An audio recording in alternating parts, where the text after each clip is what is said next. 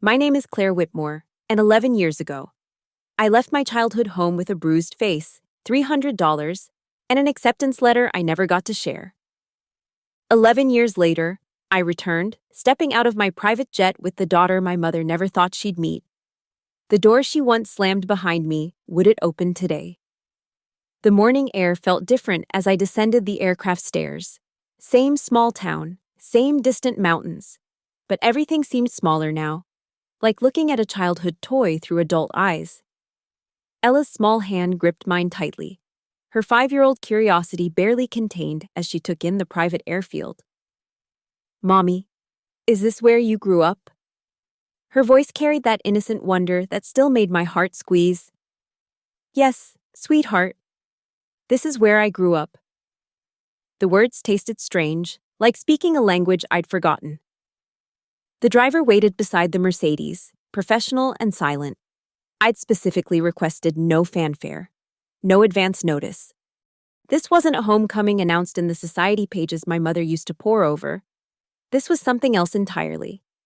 As we drove through familiar streets, memories pressed against the tinted windows. There was the corner where I'd waited for the school bus, the park where I'd hidden after particularly bad fights, the church where my mother had planned to parade me down the aisle to Marcus Duval. "Are we going to see Grandma and Grandpa now?" Ella asked, swinging her legs in her car seat. "Soon, baby.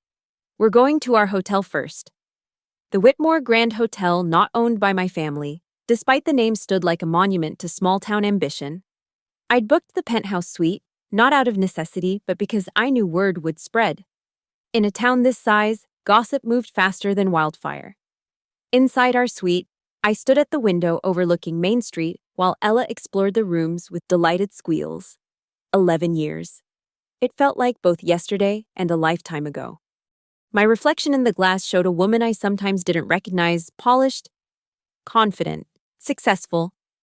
But somewhere beneath the designer clothes and careful makeup, that 17-year-old girl still existed, still remembered the weight of a hand across her face. The memory came unbidden, as sharp as broken glass. That night. God. That night. The dining room had been set for a celebration. China that only came out for special occasions, silver polished to a mirror shine, flowers arranged with my mother's particular attention to detail. I should have known something was planned beyond the usual Friday family dinner. "Claire, darling, you look lovely," my mother had said, though her eyes criticized the simple dress I'd chosen over the elaborate gown she'd laid out. Vivian Whitmore never directly expressed displeasure she wielded, disappointment like a surgeon's scalpel, precise and cutting. My father sat at the head of the table, already lost in his whiskey, checking out of family dramas before they began. Alan Whitmore had perfected the art of being present but absent, a ghost at his own table. "We have wonderful news," my mother announced once the soup course was served. "The Duvals have agreed to the match. Match. Like I was a thoroughbred being sold to the highest bidder. What match? Though even as I asked, dread pooled in my stomach. "Don't be obtuse, Claire. You and Marcus, of course. The engagement will be announced at the charity gala next month." I set down my spoon carefully, fighting the urge to throw it. "I'm 17. You'll be 18 by the wedding, the perfect age. I was 19 when I married your father."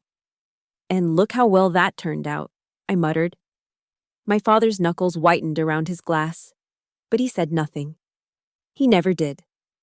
"Marcus is from an excellent family," my mother continued, as if I hadn't spoken.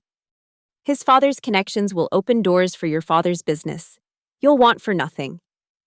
"I want to go to college." "Don't be ridiculous. What use is college when you'll have a husband to provide for you?"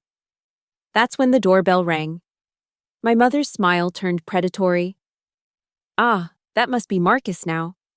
I invited him to join us for dessert. Marcus Duval walked in like he owned the place, and considering his father held the mortgage on half the businesses in town. Maybe he did. 25 years old, heir to a construction empire, with the kind of looks that made mothers push their daughters forward and daughters shrink back. Handsome in that cold, calculating way that made my skin crawl. "Claire." He took my hand, kissing it with practiced charm while his eyes traveled down my body like he was appraising property. You look beautiful tonight. Marcus. I pulled my hand back. Dessert was torture. My mother steered the conversation toward wedding venues and china patterns while Marcus sat too close, his hand finding excuses to touch my arm, my shoulder, the small of my back when he pulled out my chair.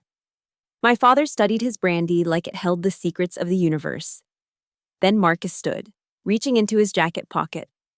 My heart hammered against my ribs as he dropped to one knee beside my chair. Claire Whitmore, he began, producing a ring that probably cost more than most people's cars. Will you do me the honor of becoming my wife? The dining room fell silent. My mother's eyes glittered with triumph. My father wouldn't meet my gaze. And Marcus knelt there with that confident smile, so sure of my answer. No. The word dropped like a stone into still water, ripples of shock spreading outward. I'm sorry. Marcus's smile faltered. I said no, I won't marry you. Claire. My mother's voice could have cut glass. Don't be foolish. I'm not being foolish. I'm 17 years old. I have plans, dreams. I got into Columbia. You did what? My mother stood so fast her chair scraped against the floor. I applied, I got in, I start in the fall. You will do no such thing. You will apologize to Marcus immediately and accept his proposal. No. Marcus stood slowly, his face flushing red. You're refusing me. I don't even know you. And what I do know, I don't particularly like. You little... He grabbed my wrist, yanking me to my feet. Do you have any idea what you're throwing away? Let go of me. You should be grateful. Half the girls in this town would kill for this chance. Then proposed to one of them. He shoved me back, and I stumbled against the table. China crashed to the floor, my mother's precious gravy boat shattering into a dozen pieces. Get out, I told him, my voice steadier than my hands. This isn't over, Marcus said, straightening his jacket. You'll regret this. After he left, the silence was deafening. My mother stood among the broken china, her face a mask of cold fury. You ungrateful little brat, she said quietly. Do you have any idea what you've just done? I said no to a man I don't love. That's not a crime. You've humiliated this family, destroyed an alliance we needed. Your father's business is failing because he drinks more than he works, not because I won't spread my legs for Marcus Duval. The slap came fast and hard, snapping my head to the side. Pain bloomed across my cheek, sharp and hot. You are no daughter of mine, my mother said, each word precise and cutting. Get out. Vivian. My father started. Shut up, Alan, she's made her choice. She turned back to me. You want to throw away everything I've built for you. Fine, but you'll do it elsewhere. Pack your things and get out of my house. Mom, please. I have no daughter. I looked at my father, searching for any sign of support, of love, of basic human decency. He stared into his glass. Dad. You heard your mother, he said quietly. That's when I understood. I wasn't their daughter, I was an investment, and I just tanked my value. I packed quickly, throwing clothes into an old backpack, my hands shaking with rage and hurt. The Columbia acceptance letter went in last, carefully folded. As I came downstairs, my father waited by the door. Claire. He pressed something into my hand, $300 in worn bills. It's all I have on me. You're really going to let her do this? Your mother. She's not wrong about the business. The Duvals could save us. And I'm the price. He couldn't meet my eyes. It's how things work. No. Dad. It's how you let them work. My mother appeared in the doorway. Still here, I thought I was clear. Crystal.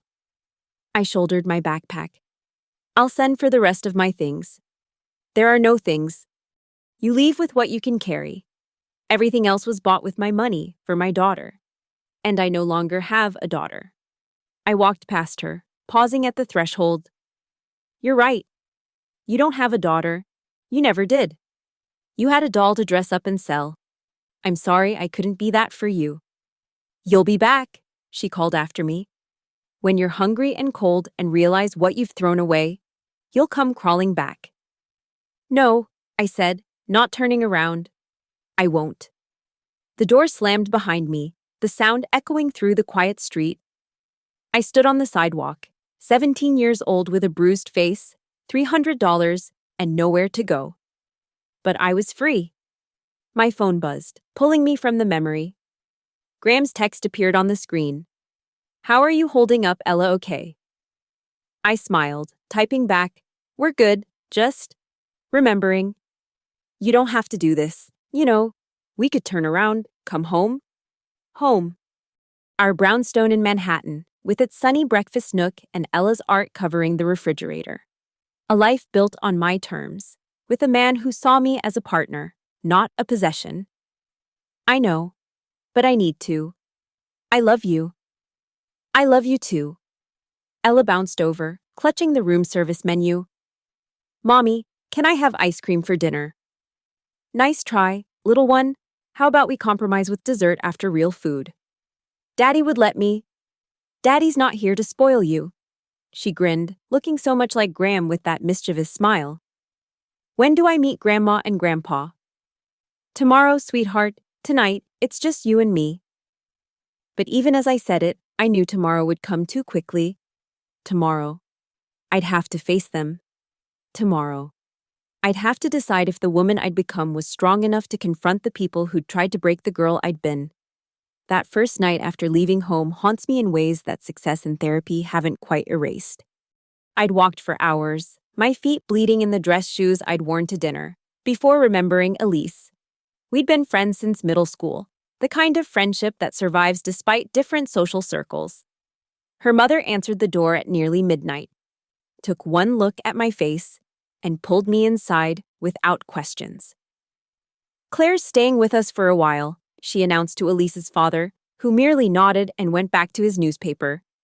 The Hendersons didn't have much. Their apartment above the hardware store was cramped and worn, but they had something my family never did: warmth. Elise gave up half her bed without complaint, held me while I cried, and never once said, "I told you so," about my family. She'd seen through my mother's facade years before I had. Those first weeks blur together now. Days spent job hunting with a bruised face that makeup couldn't quite hide. Nights lying awake, wondering if my mother was right, if I'd destroyed my life over pride. The Columbia acceptance letter lived in my backpack, a dream deferred indefinitely. Even with financial aid, I couldn't afford it, not without family support, not with $300 to my name. You could call them, Elise suggested one morning over cheap cereal. Maybe they've cooled down. No. I knew with bone-deep certainty that returning meant accepting Marcus, accepting the life they'd planned. My mother didn't cool down. She calculated new strategies. Community college started that fall. Not Columbia, with its ivy-covered walls and promises of intellectual glory, but Havenbrook Community with its parking lots and fluorescent-lit classrooms. I enrolled in business courses, practical, applicable. Nothing like the literature degree I'd dreamed of. Days became routine. Classes from 8 to noon, then racing to my job at Sunrise Bakery. The owner, Mrs. Chen, had hired me despite my lack of experience, teaching me to frost cakes with patient hands. Evenings meant a second job waiting tables at Murphy's, where the tips were decent and the manager didn't comment on grabby customers as long as we smiled. You're exhausting yourself, Elise worried, watching me stumble in after midnight yet again. I'm building something, I'd tell her, though I wasn't sure what. The breaking point came 6 months later. Financial aid forms spread across Elise's kitchen table. Rejection letters piling up. Even community college was becoming a stretch. I stared at the numbers: tuition, books, fees, and felt my carefully constructed walls crack. I could call my dad, I whispered, hating myself for considering it. Just for a loan. Elise grabbed my hands. Look at me. You've survived 6 months without them. You wait tables and frost cakes and still pull straight A's. You're the strongest person I know. Don't you dare give them the satisfaction. That night, I wrote my family's phone number on a piece of paper, stared at it for an hour, then burned it over the kitchen sink. Gloria Dempsey walked into my life on a Tuesday that started like any other. March rain pelted the bakery windows, and I was practicing roses on a practice cake when she entered, expensive coat dripping, cell phone pressed to her ear. "No, that's not what I said," she barked into the phone. "The campaign needs heart, not just demographics. We're selling hope, not statistics." She ended the call with obvious frustration, then noticed me watching. "Sorry. Work follows me everywhere." "No problem. What can I get you?" "Coffee, black, and whatever pastry will convince me not to fire my entire creative team." I suggested the lemon tart Mrs. Chen's secret recipe that could improve anyone's mood. While I boxed it up, Gloria studied the cakes in the display case. "Did you do these?" "Most of them, yes." "Hidam. The lettering on that anniversary cake, it's beautiful. Classic but with personality." "Thank you. I've been practicing calligraphy in my spare time." What little spare time existed between 2 jobs and school, she handed me a business card with her payment. "I own a marketing firm. We're always looking for people with an eye for design. Call me if you're interested in something beyond retail. Gloria Dempsey, CEO of Dempsey Communications." I stared at the card like it might disappear. "I don't have a degree," I admitted. "I'm only in community college." "I have 3 degrees," she said, taking her coffee. "And I'd trade them all for someone who understands that fonts have personality. Think about it." She left me standing there, business card trembling in my flour-dusted hands. I called 3 days later, after practicing what to say approximately 100 times. Gloria offered me an unpaid internship filing, answering phones, basic office work. But it was a foot in the door of a world I'd only glimpsed from the outside. "I can't afford to work for free," I told her honestly. "I need my restaurant job to pay rent. Then we'll work around it, mornings before your classes, some evenings. If you're as smart as I think you are, we'll have you on payroll within 3 months." She was wrong. It took 6 weeks. I attacked that internship like my life depended on it, which, in a way, it did. Every filing system reorganized, every phone call answered with crisp professionalism. But more than that, I watched, I listened. Marketing was storytelling, and I'd been crafting stories my whole life. The story of the perfect daughter. Until I couldn't anymore. Now I learned to craft stories that sold products, ideas, dreams. "You have good instincts," Gloria told me one evening, finding me at the copy machine well past closing time. "Where did you train?" "Vivian Whitmore's School of Image Management," I said without thinking. She laughed. "Sounds intense." "You have no idea." The moment everything changed came during a particularly difficult campaign. A local restaurant chain needed rebranding after a food poisoning incident. The creative team had been spinning their wheels for weeks, proposing flashy campaigns that screamed, "Please forget we made you sick." I was delivering coffee to the conference room when I saw their latest mock-ups. Bold colors, aggressive messaging, trying too hard. "They're apologizing wrong," I muttered. "Excuse me." Brad, the lead creative, looked offended. I should have apologized, gone back to my desk. Instead, "You're shouting when you should be whispering. People don't trust loud apologies. They trust quiet consistency." "And what would you suggest, intern?"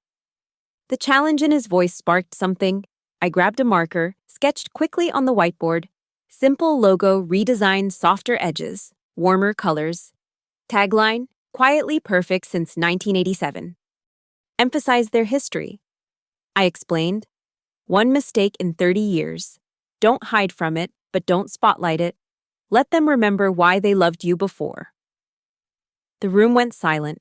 Gloria leaned back in her chair, studying my sketch. "Run with it," she told Brad. "Claire, you're on the team for this one." The campaign worked. The client loved it. 2 months later, I had a salary, health insurance, and a desk with my name on it. But success felt hollow going home to an empty apartment. Elise had moved in with her boyfriend, and while I was happy for her, the silence felt heavy. I'd proven my mother wrong. I hadn't come crawling back. But what had I proven it for to eat takeout alone while studying marketing reports? Graham changed that. We met at a client event, one of those networking mixers I'd learned to navigate with practiced smiles and firm handshakes. He was photographing the event for the company's annual report, moving through the crowd with quiet purpose.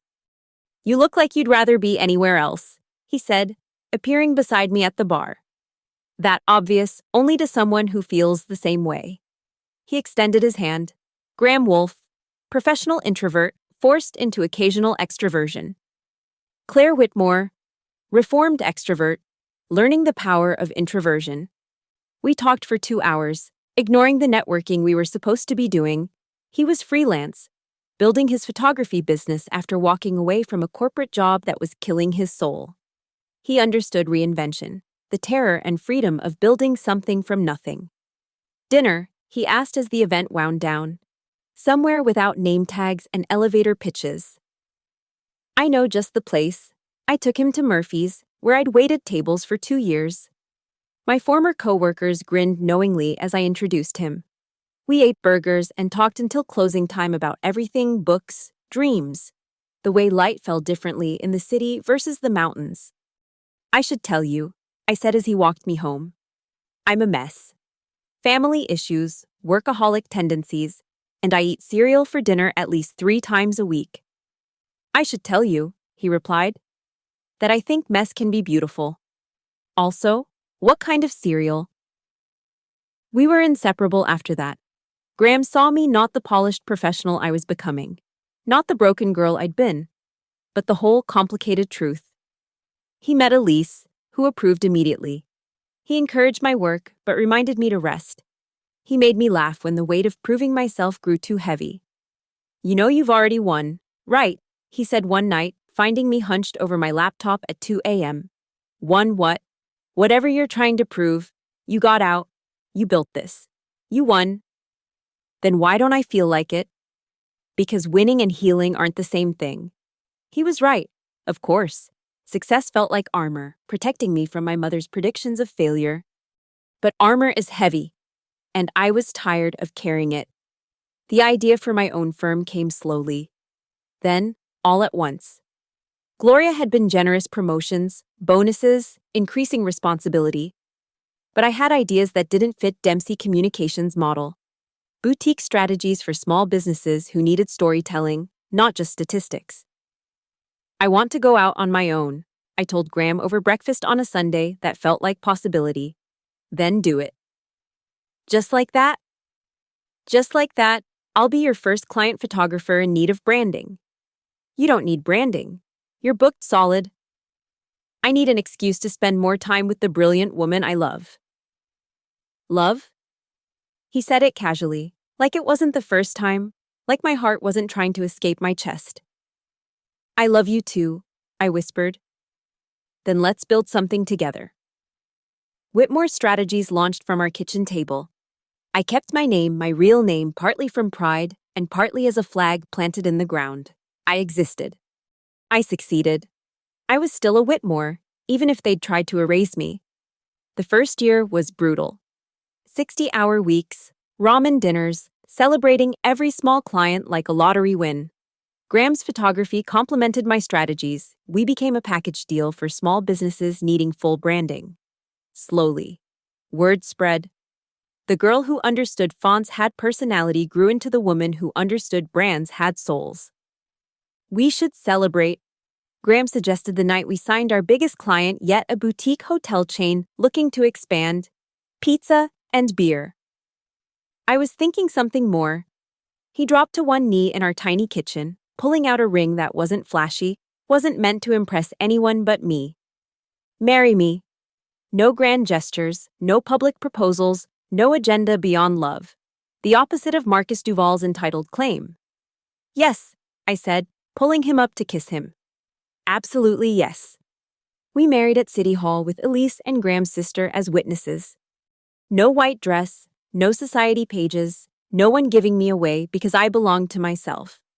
That night, lying in bed in our same apartment that now felt like a palace, I thought about my mother's predictions. Hungry and cold and crawling back. Instead, I was fed and warm and never going back. Except, now I was.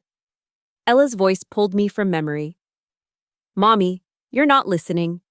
Sorry, baby. What were you saying? I asked if Grandma and Grandpa have a dog. Sophie has grandparents with 3 dogs. I don't know if they have a dog now. They didn't when I lived there. Why don't you know? How to explain 11 years of silence to a 5-year-old who couldn't imagine a day without talking to her parents? Sometimes families need space, I said carefully. But now we're going to visit and see. Will they like me? My heart cracked. How could they not? You're amazing. Sophie's grandma didn't like her at first because her mommy and daddy weren't married when she was born. Well, Daddy and I were married when you were born, so that's not a problem. Good. She settled against me, satisfied with simple answers to complex problems. If only it were that simple. My phone rang Lena, my cousin who'd stayed in touch despite family pressure. She was the one who'd told me about Dad's heart attack, though it had taken her a week to decide whether to call. Claire, I heard you're in town. News travels fast. Are you kidding? You landed a private jet at Havenbrook Airfield. People are losing their minds. Mom says Vivian's been at the salon all day. Of course she had. Appearances must be maintained, even especially for the prodigal daughter's return. How's Dad? Stable, weak, but stable. Claire, he's different. The heart attack changed something. He asked for you. He did. First thing when he woke up. Vivian shut that down fast, but he asked. Something loosened in my chest. Not forgiveness, not yet, but maybe possibility. I'm opening an office there, I told her. Whitmore Strategies is expanding. Holy shit, really, right on Main Street, the old Woolworth building. Lena laughed. That's brilliant. Vivian's going to have a stroke. Her disowned daughter's name on the biggest building in downtown. It's not about her. Isn't it even a little? Maybe a little. We talked logistics contractors, permits, the mundane details of establishing a business presence. But beneath it all, the real question pulsed. What was I hoping to accomplish? Closure, maybe. Proof that I'd survived and thrived. Or perhaps something simpler, the chance for Ella to know where she came from. Even if where she was going was infinitely better. Graham called as I was tucking Ella into the hotel's king bed, her small form lost in expensive sheets. How's my girls? One's asleep, one's overthinking everything. So normal then. I saw the house today, drove by, didn't stop. It looks tired. How do you feel? Like I'm 17 and 34 simultaneously. Like I could conquer the world and also maybe throw up. That sounds about right. You sure you don't want me there? I need to do this part alone, but soon, please. I'll fly out next week. Someone needs to supervise the office setup anyway. I love you. I love you more. Impossible. After we hung up, I stood on the balcony, looking out at the town that had tried to define me. Tomorrow, I'd walk into my childhood home wearing Louboutins that cost more than my father had given me to start my life. Tomorrow, I'd introduce them to their granddaughter, conceived in love, not obligation. But tonight, I was just Claire, caught between who I'd been and who I'd become, hoping they could meet somewhere in the middle. The Woolworth building stood like a monument to better times, when Havenbrook's Main Street bustled with more than memories. 5 stories of Art Deco ambition, mostly empty now except for a law office and a dance studio that seemed perpetually on the verge of closing. I'd signed the lease for the top floor, with its original hardwood and windows overlooking the entire town. Ms. Whitmore, the contractor, a man named Jim whose daughter I'd graduated with, shook my hand with professional distance. Small towns had long memories. We can start demo next week. You sure about keeping the original fixtures? All of them. Restore. Don't replace. It'll cost more. That's fine. He walked me through the space, pointing out problems: asbestos tiles, outdated electrical, generations of questionable renovations. I saw potential. Corner offices with mountain views, a conference room where natural light would make presentations glow. a place to build something lasting. 3 months, minimum, Jim concluded.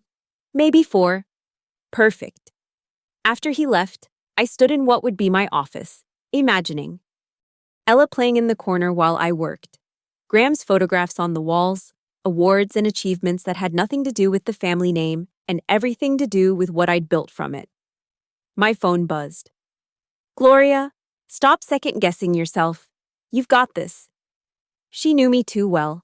I'd called her before flying out, needing her blessing or permission, or maybe just her particular brand of tough love. Expanding is smart, she'd said. But go there as CEO, not as someone's daughter. You're Claire Whitmore of Whitmore Strategies. The rest is just backstory. Good advice I was struggling to follow. Mommy, is this it? Ella pressed her face against the car window as we pulled up to my childhood home the next morning. This is it. The house looked smaller than memory, paint peeling in places my mother would have never allowed before. The garden, once her pride, showed signs of neglect. Even the doorbell seemed to stick when I pressed it. Footsteps inside. My heart hammered as the door opened. My father stood there. And for a moment, neither of us spoke. 11 years had carved deep lines in his face, turned his hair white, hollowed his cheeks. The heart attack had left him fragile in ways that went beyond physical. Claire? His voice broke on my name. Hi, Dad. His eyes moved to Ella, who stood partially behind me, suddenly shy. And this must be Ella, your granddaughter. Something shifted in his face, regret, wonder, pain, all at once. She's beautiful, looks like you at that age. Alan. Who is it? My mother's voice from inside, sharp as ever. You should come in, he said quietly. The foyer smelled the same lemon polish and my mother's perfume, thick enough to choke on. Family photos lined the walls, but I'd been erased. Where my senior portrait once hung, a landscape painting filled the space.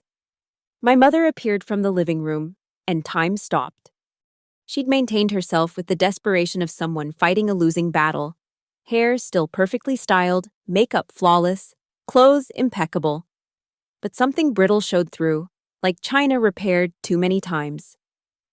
Claire. No emotion in the word. I heard you were in town. Hello, Mother. Her eyes found Ella, cataloging everything in one sweep, her dress designer, her shoes pristine, her resemblance to me undeniable. You have a child. This is Ella. Ella. These are your grandparents. Ella stepped forward with the confidence of a child who'd never doubted her welcome anywhere. Hello. Mommy says you live in her old house. We do, my father said, kneeling despite obvious difficulty. Would you like to see where your mommy grew up? Alan. My mother warned. She's our granddaughter. Vivian. Is she? I wasn't aware we had a daughter to give us grandchildren. The words should have hurt. Instead, I felt only tired. I'm not here to relitigate the past. Dad had a heart attack. I thought. You thought what that nearly dying would make us forget would erase what you did. What I did was say no. That's all. You humiliated us. Destroyed relationships we'd spent years building. Your father's business. Failed anyway. My father interrupted quietly. The Duvals pulled out 6 months after Claire left. Found another family with a daughter more amenable. My mother's face flushed. That's not the point. Isn't it? I pulled Ella closer. You sold me for a business deal that fell through anyway. We gave you everything. You gave me things. Not love, not support, not the right to choose my own life. Things. Mommy! Ella tugged my hand. Why is everyone upset? I knelt beside her. Sometimes adults have complicated feelings. Baby, it's not about you. Actually, my mother said, studying Ella with calculating eyes. She might be exactly what this family needs. Properly raised, of course. Away from whatever influence. Stop! I stood. putting Ella behind me. Whatever you're thinking, stop. I'm simply suggesting that the child deserves opportunities, real opportunities, not whatever bohemian lifestyle you've cobbled together. I laughed, surprising everyone, including myself. Bohemian lifestyle mother. I own a marketing firm with offices in 3 cities. My husband is an internationally exhibited photographer. We have a brownstone in Manhattan and a house in the Hamptons.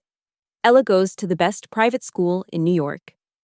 What exactly do you think you're saving her from? Silence. My father's eyes widened. My mother's mouth opened and closed. You're lying, she said finally. Google me. Claire. No, really. Google me, Claire Whitmore, CEO of Whitmore Strategies. See what your disowned daughter has been doing for 11 years. My father was already pulling out his phone. I watched his face as he scrolled, saw the moment he found the Forbes article, the business journal profiles, the charity galas where I stood with city leaders and Fortune 500 CEOs. My God, he whispered. Claire, you did all this without a penny from you. Without the Whitmore name opening doors. Without Marcus Duval's money or connections. Me. My mother grabbed the phone, her face cycling through emotions as she read. How did you? Hard work, sleepless nights, ramen dinners and shared apartments and 60-hour weeks. Everything you said I couldn't do. I did. Why didn't you contact us? My father asked. When you succeeded, why didn't you come crawling back, beg you to acknowledge me again? That was never the point. Then what is the point? My mother set down the phone, composure cracking. Why are you here? I looked at Ella, who watched everything with those sharp eyes that missed nothing. Because she deserves to know where she comes from. Because Dad almost died, and I'd regret not trying. Because I'm opening an office here, and we'll be around whether you acknowledge us or not. An office here. The Woolworth Building, top floor. Whitmore Strategies is expanding. My mother sank into a chair. You're staying but part-time. I have a life in New York, but Havenbrook has potential. Small businesses that need help. Stories that deserve telling. Plus, it's time Ella knew there's a world beyond Manhattan. Can I see Mommy's old room? Ella asked, tired of adult drama. My parents looked at each other. Some silent communication passed between them, decades of marriage condensed into a glance. It's storage now, my mother said finally. But, yes, you can see it. The stairs creaked the same way, 3rd and 7th step.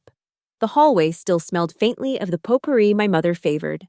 But my room was gone. Boxes filled the space, labeled in my mother's precise handwriting, Christmas decorations, winter clothes, as if I'd never existed at all. It's very full, Ella observed diplomatically. Yes, my mother agreed. We needed the space. But I caught her looking at one corner, where a strip of wallpaper showed the pale yellow roses I'd chosen at 13, insisting I was too old for the pink stripes. She'd kept that, at least. Vivian, my father said from the doorway. Perhaps we could clear some of this out, if they're going to be visiting. We'll see, she said. But something in her voice had shifted. We didn't stay long. Ella grew restless, and the weight of history made breathing difficult. But as we prepared to leave, my father pulled me aside. I'm sorry, he said quietly. For all of it. For being weak. For letting you go. Dad. No, let me say this. I've had 11 years to practice, and a heart attack to remind me that time isn't infinite. He glanced at where my mother stood with Ella, awkwardly attempting conversation. She's been different since you left, harder, but also lost. She built her whole life around a vision of what our family should be, and when you left, it crumbled. That's not my fault. No, it's not. It's ours. We tried to force you into a mold that didn't fit, and we lost you because of it. He touched my hand gently. But maybe it's not too late to know who you really are, who you've become. Maybe, I allowed. We left with promises to meet for lunch later in the week. Neutral ground, my father suggested. Small steps. In the car. Ella was quiet for several blocks before asking, "Why doesn't Grandma like you?" "It's complicated, sweetheart." "Is it because you said no? I heard you talking about saying no." "Yes, partly. But you're supposed to say no sometimes. You tell me that. No means no. And people should respect it. From the mouths of babes. You're absolutely right. And that's why we live in New York with Daddy, where everyone respects our no's and yeses. Will Grandma learn to respect them? I don't know. Maybe. I hope so, she said, then brightened. Can we get ice cream now? Absolutely. We found a shop I remembered from high school, though under new management.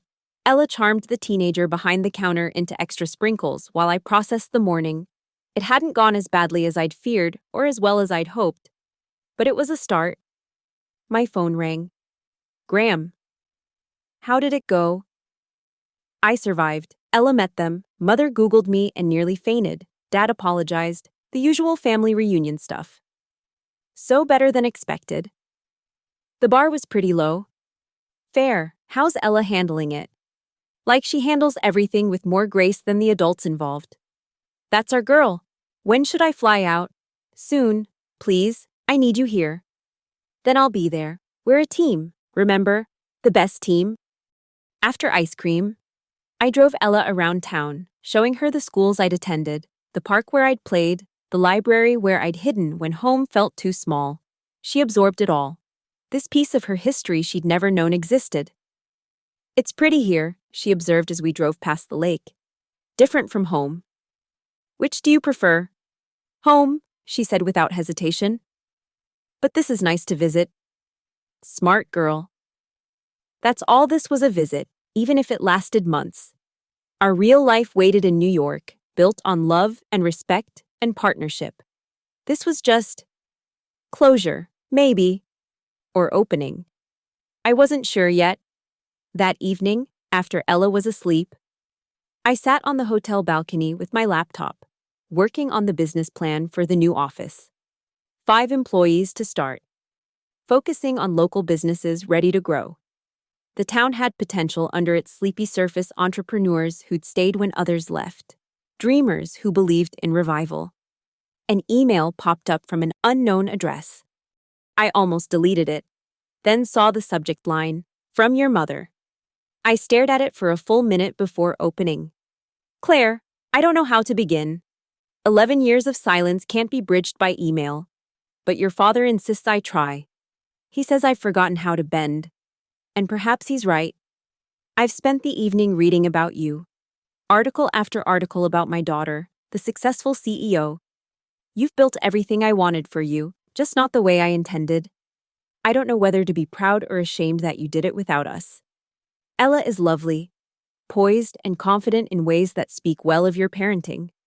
I see you in her, but also strength that's entirely her own. I'm not apologizing. I may never be able to. But I am. Acknowledging. You were right to say no. I was wrong to punish you for it. Your father would like to have lunch on Thursday.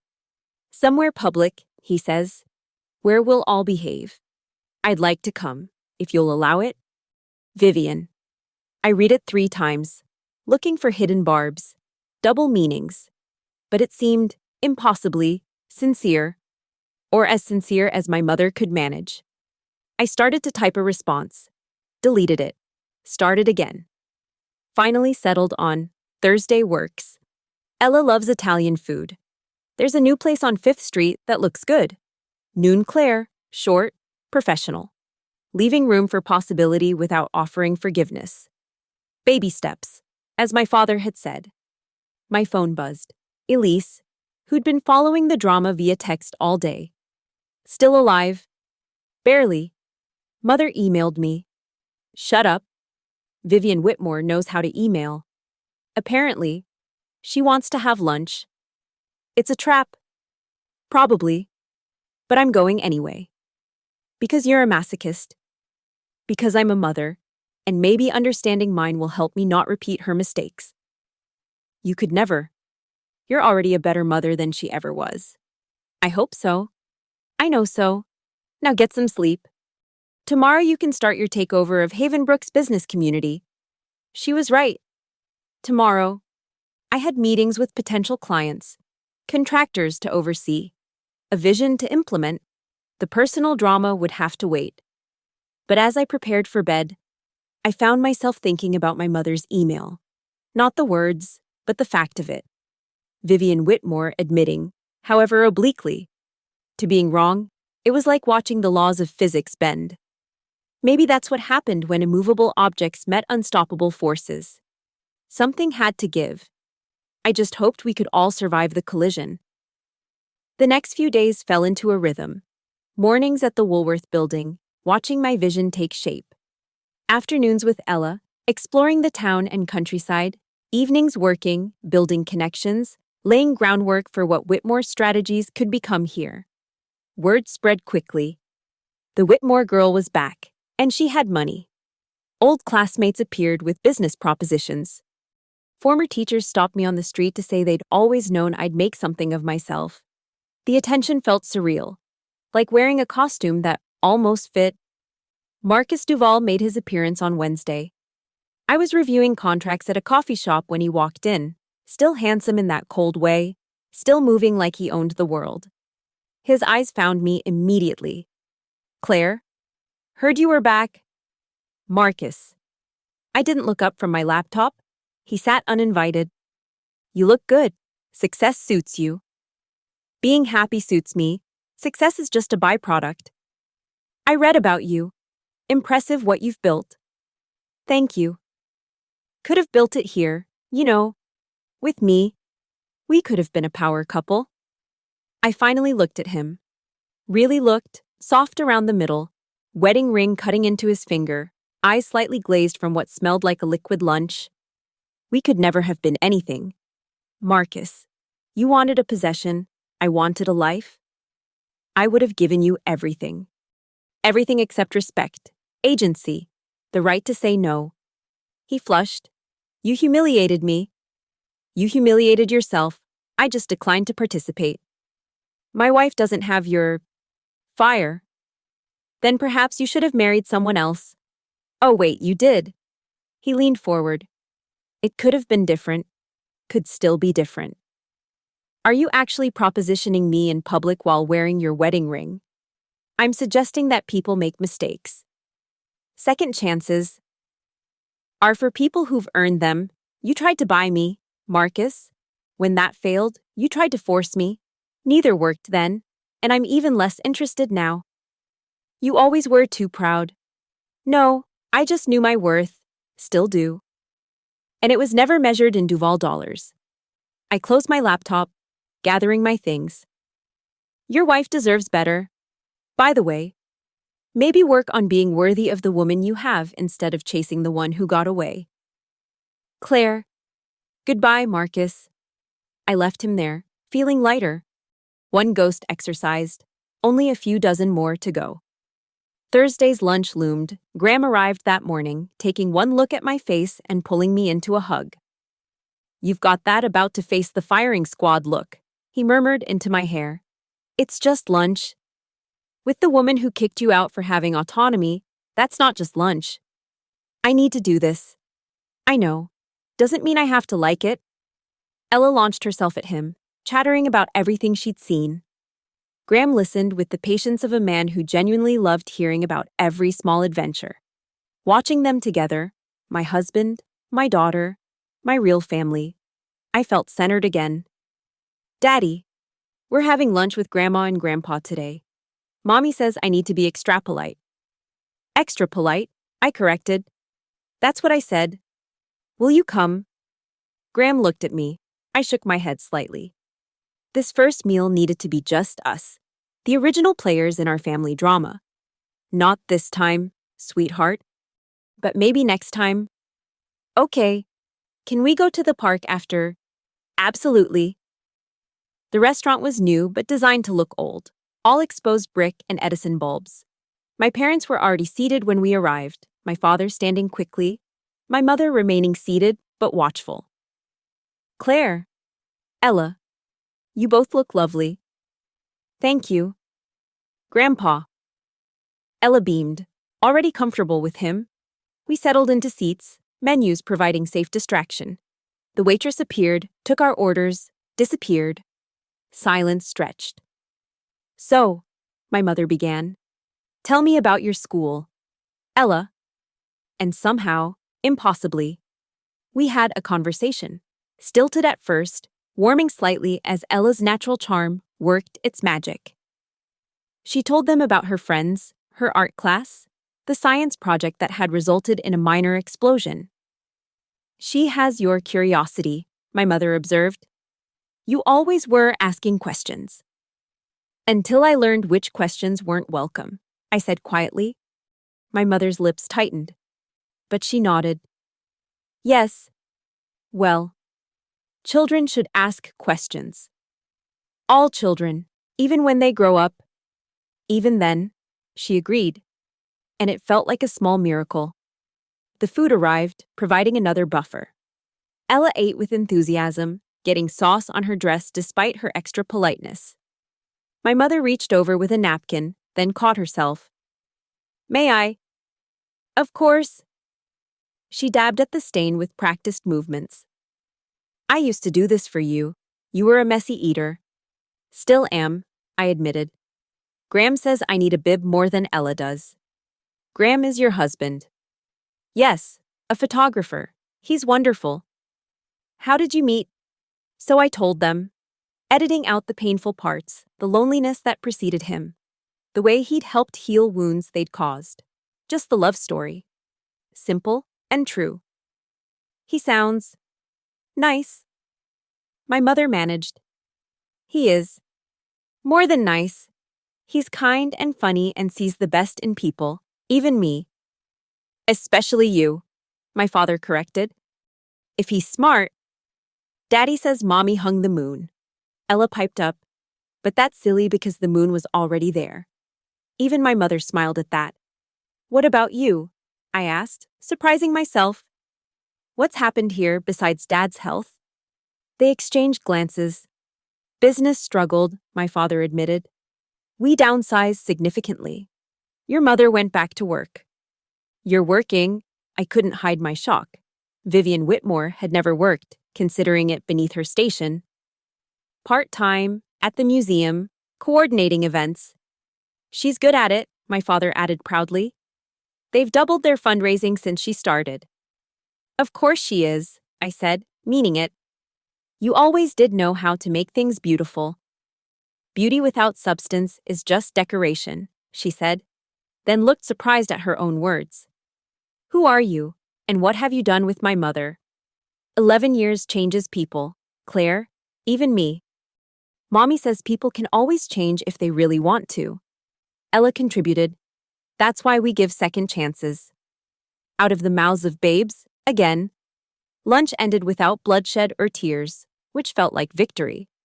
We made tentative plans for the following week, perhaps a visit to the house when some of the storage had been cleared from my old room. I kept some of your things, my mother admitted as we prepared to leave. They're in the attic, if you want them. What things? Photo albums, your acceptance letter, I couldn't throw that away. Some of your writing, you always were scribbling stories. I'd like them. Thank you. She nodded, then surprised us all by bending to hug Ella goodbye. It was lovely to meet you properly. You too, Grandma. Next time, can I see baby pictures of Mommy? I think that can be arranged. No naked bath pictures, I warned. We'll see, my mother said. And for a moment, I saw mischief in her eyes, something I'd forgotten existed. Graham and Ella were building sandcastles when I found them at the park later. I collapsed on the blanket, emotionally wrung out. Survive? Graham asked. Barely. But yes. Grandma's fancy, Ella announced. But sad too. Like she's wearing a mask. That's very perceptive, baby. Is that why you left, because of the masks? Partly, yes. I'm glad you left, she said matter-of-factly. Otherwise, you wouldn't have met Daddy and had me. Best decision I ever made, I agreed, kissing her sandy head. That evening, while Graham gave Ella a bath, I sat with my laptop, trying to process the day into something coherent. An email from Gloria popped up. How's the hometown return going? Burning any bridges or building them? Building, surprisingly. Lunch with my parents didn't end in murder. Progress. The office space looks great, by the way. Saw the photos. Very you. Elegant but approachable. Exactly. When do you start interviewing? Next week. Know anyone looking to relocate to small-town New York? Actually, yes. Remember Ben from the Patterson campaign? He's looking for a change. Might be perfect for your operations manager. Send him my way. Will do. And Claire, proud of you. This can't be easy. It's not, but it feels necessary. The necessary things usually are the hardest. Take care of yourself. I closed the laptop as Graham emerged with a pajama-clad Ella. Story time, she announced, pulling us both toward her bed. We read together, voices mixing as we brought characters to life. This was real, this love, this simple routine. Everything else was just noise around the edges. After Ella fell asleep, Graham and I sat on the balcony, sharing wine and watching the town settle into evening. Your mom was different than I expected, he said finally. Different how? Less dragon, more damaged bird. Poetic. I'm serious. She watches you like she's trying to memorize you. Like she's afraid you'll disappear again. Maybe I will. Will you?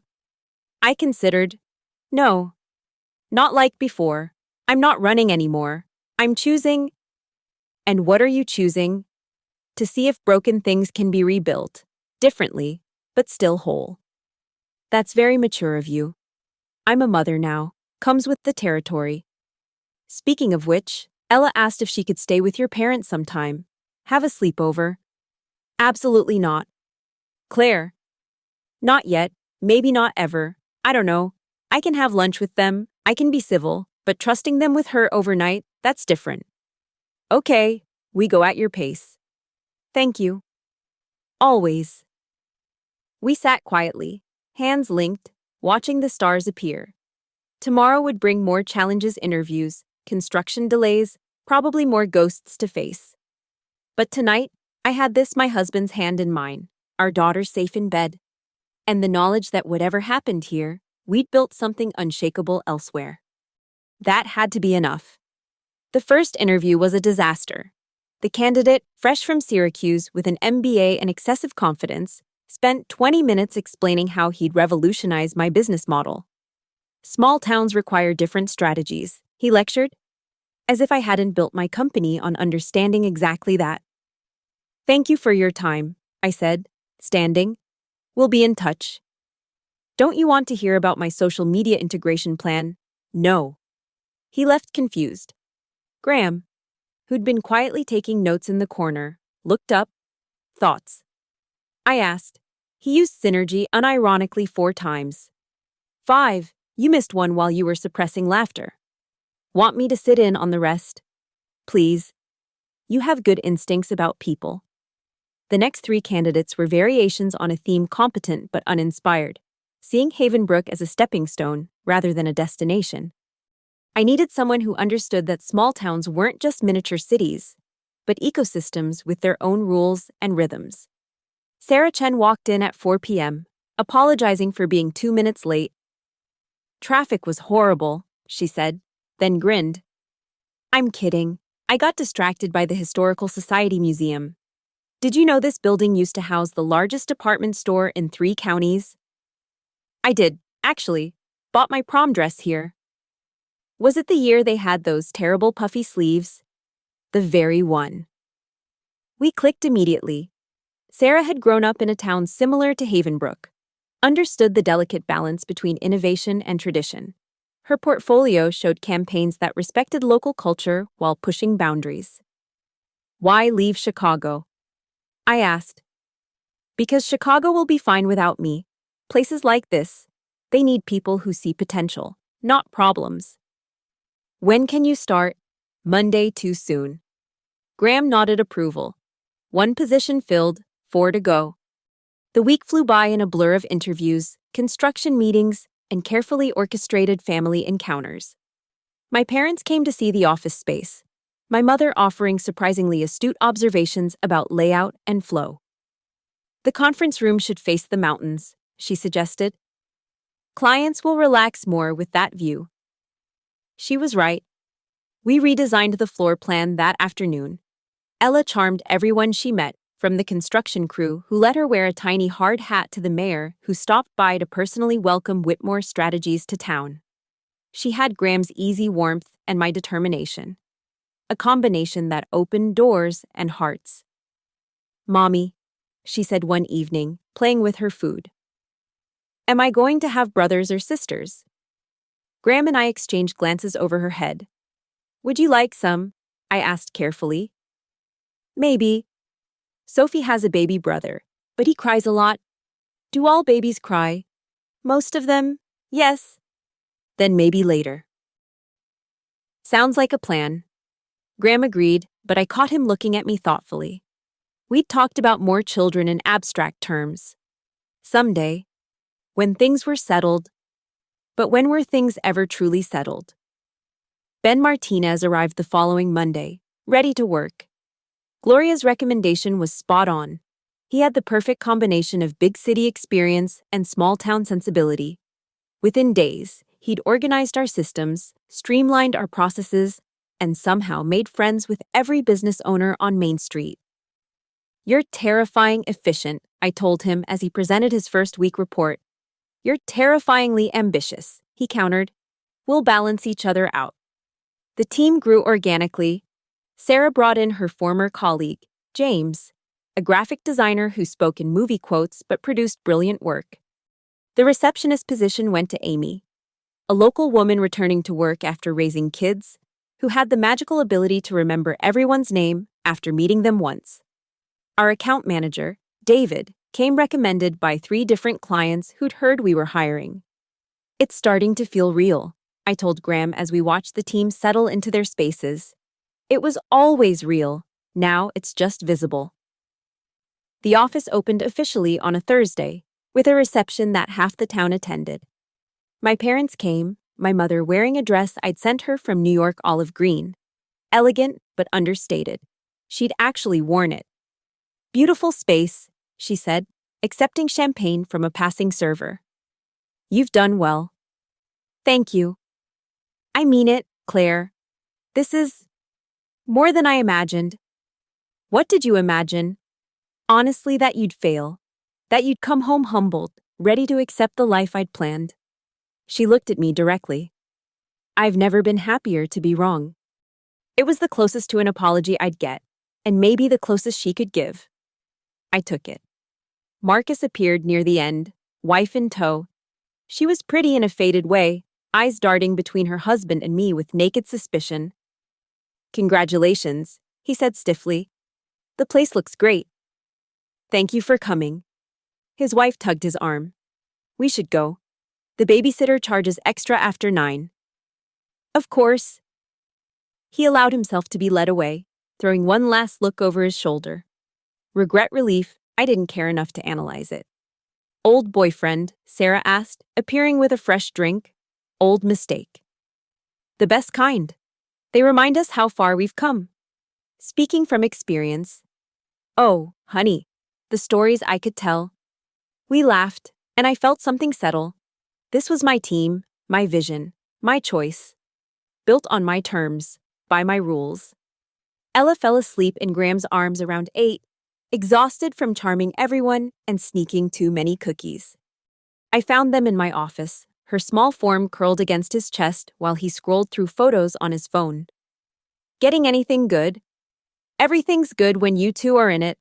Smooth talker, truth teller. I sat beside them, breathing in the moment. Success was sweet. But this, my daughter's soft snores, my husband's solid presence, this was everything. Ready to head back. "In a minute, I want to remember this." "Which part?" "All of it. The girl who left with nothing standing in her office, holding everything." You were never nothing. Claire, even then. I know that now. We stayed until the last guest left, then walked through the quiet streets to our hotel. Ella stirred, mumbling about cookies and grandmas before settling again. The night air smelled like possibility and closure, beginnings and endings all mixed together. No regrets, Graham asked as we tucked Ella into bed. None, you. Only that we can't be in two places at once. I miss home. Me too, but this is important. I know. And I'm proud of you for doing it, for facing all this. We're doing it, I corrected. I couldn't without you. Sure you could, but I'm glad you don't have to. We made love quietly, mindful of Ella in the next room, then lay tangled together talking about everything and nothing. Plans for the business, ideas for bringing New York clients to Havenbrook, whether Ella was serious about wanting siblings. She'd be a good big sister, Graham mused. The best. Bossy but loving. Like her mother. I'm not bossy. Claire, you literally run companies. That's leadership, not bossiness. I stand corrected. Sleep came eventually, but I woke before dawn, mind already spinning. The office was open, the team was in place, but now came the hard part, proving we belonged here, that I belonged here. My phone showed emails from New York, clients checking in, Gloria sending encouragement. The business wouldn't pause just because I was dealing with personal history. If anything, juggling both made me sharper, more focused. Necessity had always been my best motivator. Can't sleep, Graham murmured, pulling me closer. Just thinking. About everything, nothing. Whether my mother will ever really see me. She's trying. Is she, or is she just adapting to a situation she can't control? Does it matter if the end result is the same? I considered that. Maybe not. Go back to sleep, tomorrow's going to be busy. He was right. Tomorrow. We'd start the real work building something lasting in a place that had tried to break me. But tonight, held safe in my husband's arms, listening to our daughter's peaceful breathing, I felt ready for whatever came next. The past couldn't be changed, but the future remained unwritten. And I'd always been good at crafting stories,